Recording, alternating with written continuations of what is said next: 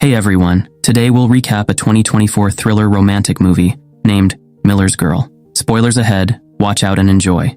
The story opens with Cairo, a young girl whose parents, both lawyers working abroad, have left her alone in their Tennessee house. Cairo finds solace in writing, using it as a means to unwind from the solitude of her situation. Despite her isolation, she navigates her way to school each day, traversing through the woods wearing a miniskirt and high heels. Upon arriving at school, Cairo encounters Jonathan Miller, their teacher. Jonathan is a middle-aged man who once harbored dreams of becoming an author, but ultimately failed. Despite the difference in their ages, Jonathan assumes a paternal role in Cairo's life. However, Cairo privately admires Jonathan. As Cairo arrives early for class, Jonathan asks her to start reading the books they'll study for the semester. He's surprised when Cairo says she's already read all 12 required books. They chat about literature until Winnie, Cairo's friend, and Jonathan's repeating student, arrives and invites Cairo to eat with her. After the girls leave, Jonathan, curious about Cairo's reading choices, checks out the books on her desk. Suddenly, his friend Boris shows up, grabs a book Jonathan was reading, and begins teasingly reading aloud an explicit passage. Jonathan tries to stop Boris from reading the naughty part, but Boris won't listen. Boris sees a book Jonathan wrote. Jonathan is surprised to find out Cairo has his book. When Jonathan arrived home, he found his wife, Beatrice, engrossed in her computer work. He tried to chat with her, but she seemed too busy to talk.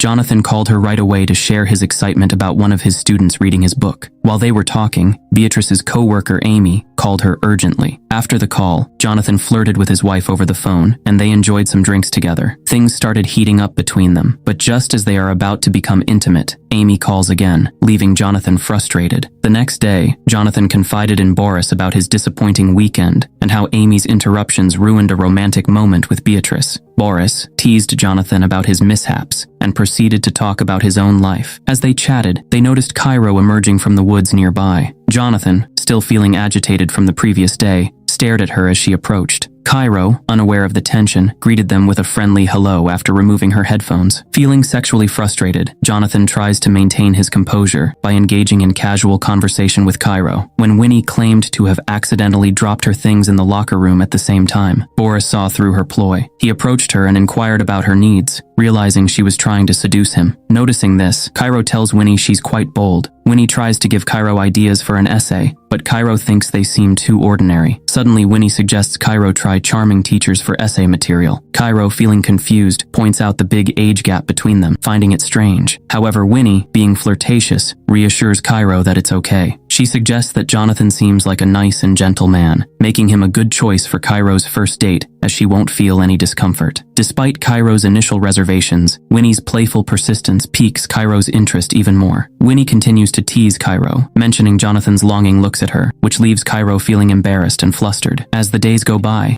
Kyo's interest in sex grows. As Cairo's desire becomes overwhelming, she yearns to experience it fully. In class, her eyes frequently seek out Jonathan, signaling her attraction to him. One day, Jonathan quietly approaches her from behind and whispers for her to meet him in his office after class. In Jonathan's office, he conversed with Boris and invited him to join him and his wife for dinner. Boris agreed, and they had a great time dancing before departing. Cairo happened to catch Jonathan dancing, and after Boris left, Jonathan tried to mimic Boris's dance moves. They shared a laugh, and then they discussed Winnie. Jonathan expressed his approval of their friendship and continued to talk about Cairo's living situation. The teacher also congratulates Cairo on her excellent work in one of her recent pieces of writing. He is impressed by her ability to memorize certain lines from her writing. Recognizing Cairo's talent, the professor asks her to write a short story in the style of her favorite author. He believes that if she excels in this task, she will pass the entire semester with flying colors. Cairo views this as a perfect opportunity and eagerly agrees to take on the challenge. Suddenly, Cairo surprises her professor by revealing that she has read his books, leaving him speechless. She quotes a part of his book, just as she memorized part of what Cairo had written. The professor is delighted and confesses that the book she quoted was the first he ever wrote, which holds a special significance for him. Miller admits that he hasn't written anything in a long time. He explains that since getting married, his life has become more ordinary, lacking the material to inspire a book. Cairo, believing he is simply uninspired, challenges him to find that spark again and start writing once more. He invites Cairo to meet that weekend to further discuss the short story. At the meeting spot, Jonathan surprises Cairo from behind. As they engage in conversation, Jonathan remarks on how they've been honing their literary skills together for a while. While a poet named Elliot performs, Cairo steals glances at Jonathan, who listens attentively. They later critique Elliot's poetry, exchanging thoughts and opinions. As Cairo smokes, she offers Jonathan a cigarette, which he accepts. On a new school day, Cairo decides to change how she looks. She brings coffee to Boris and Miller, and they all seem more confident, playing around and sharing a cigarette. Cairo tells Winnie that even though the professor didn't say anything about her new look, she knows he liked it. Later, Cairo tells Miller she wants to write her story like Henry Miller, a famous author known for writing about love and sex. Miller worries it might not be a good idea because it could cause trouble at school. But Cairo thinks it could make her story more interesting. After thinking about it, Miller trusts Cairo and lets her go ahead with her plan. Later, Jonathan's phone buzzes with a text from his wife, inviting him on a weekend getaway. Cairo approaches to discuss her short story, but Jonathan, preoccupied with thoughts of his wife, quickly approves her writing without giving it much consideration. When they're alone, Winnie teases her friend, joking that Cairo is trying to seduce her professor. She exaggerates, pretending to mimic Cairo's actions, much to her friend's amusement. As Cairo frantically searches for her missing phone, Jonathan's plans are repeatedly disrupted by Amy's persistent calls. Surprised to hear Cairo's voice when his phone rings, Jonathan learns that she accidentally placed her phone in his bag. As they converse, Jonathan's wife expresses frustration over their postponed weekend getaway. Volunteering to return Cairo's phone to her house, Jonathan quickly agrees, despite the incoming rain. As he makes his way there, a heavy downpour suddenly begins. Upon arriving, Jonathan spots Cairo walking outside in a seductive dress amidst the rain. Locking eyes, Jonathan and Cairo share a moment of intense attraction as she approaches him in the pouring rain. Overwhelmed by passion, they embrace and share a passionate kiss. As Jonathan and Cairo found themselves in a daze after their intense moment, Jonathan's thoughts were consumed by her. Suddenly, Cairo sent Jonathan his midterm test, snapping him out of his reverie. Waking up from his distracted state, Jonathan's wife urged him to leave her alone as she attended to other matters. Jonathan left and retreated to a small house near theirs. There, he printed out Cairo's finished work and began reading it immediately. Engrossed in the captivating story with its adult themes, Jonathan's excitement peaked as he envisioned Cairo in the scenes, fueling his desire. Unable to resist any longer, Jonathan hastily removed his pants and makes himself happy. The following day, Cairo arrives in class dressed in an enticing outfit, but Jonathan's attitude towards her has noticeably changed. He doesn't greet her with the same warmth as before. Sensing something is amiss, Cairo asks Jonathan if everything is all right. Jonathan expresses his disappointment with the explicit content of Cairo's writing. Cairo tries to explain that she rejected the explicit content, but Jonathan remains unmoved. He refuses to listen to her explanations and ultimately decides to reject both her work and their relationship. Jonathan even criticized Cairo's work and expressed regret for having trusted her. When Cairo attempted to convey her true feelings, Jonathan's refusal to acknowledge them only fueled her anger. Cairo lashed out at Jonathan, labeling his own works as average and dull.